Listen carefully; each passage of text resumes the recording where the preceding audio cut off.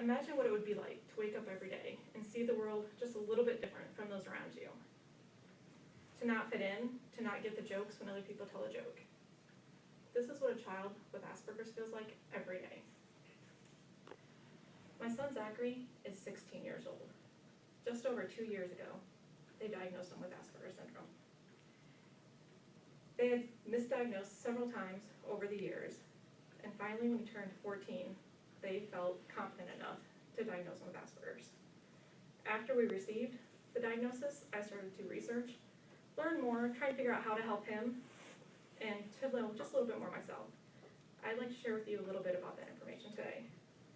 What Asperger's is, along with how it affects a child that has it. And I will use Zachary for a lot of my examples. First, Asperger's is a form of autism. In the book, Raising Martians from Crash Landing to Leaving Home, written by Joshua Muggleton, I think he states it best. There's an autism spectrum. Everyone starts off at 0. The normal average person on the street is at 0. As you start showing different traits, you move along that spectrum. These traits include problems with social skills, pedantic speech, and a desire for routine. When you move along that spectrum, you usually get about 3 different things that helps move you along. However, everybody is different with Asperger's. Not everything presents the same way and in different combinations, so it's a little bit harder to diagnose. According to the National Institute of Neurological Disorders and Stroke, 2 to 6 of every 1,000 children are diagnosed with Asperger's syndrome. Boys are 3 times more likely to be affected by it. One of the big differences, according to Muggleton, between Asperger's and autism is those with Asperger's, they know that they're different. Children with autism usually are not aware of the difference, and if they are, it just doesn't matter to them. Now, I would like to talk with you about how Asperger's affects a child, and I'm going to use illustrations from Zachary to kind of make the points. Zachary has always had trouble making friends. He gets teased a lot or bullied.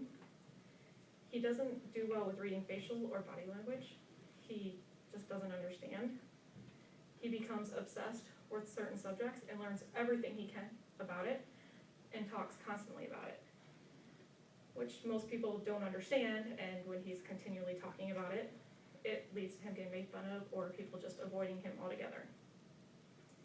Zachary also does not understand sarcasm or get jokes. He sees words as concrete things, so when they're used in a different way, he doesn't understand.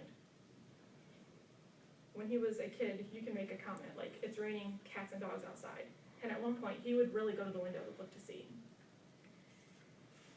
Over time, he has learned to judge what people say. Is it really a possibility? But there's other times, if he doesn't take that moment, he will react or he will stand out against it. He won't get the jokes, he won't laugh.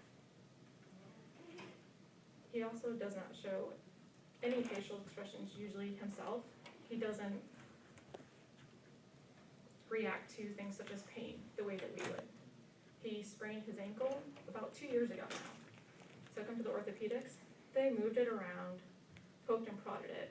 He not once moved, not once changed his facial, not once cried out, nothing.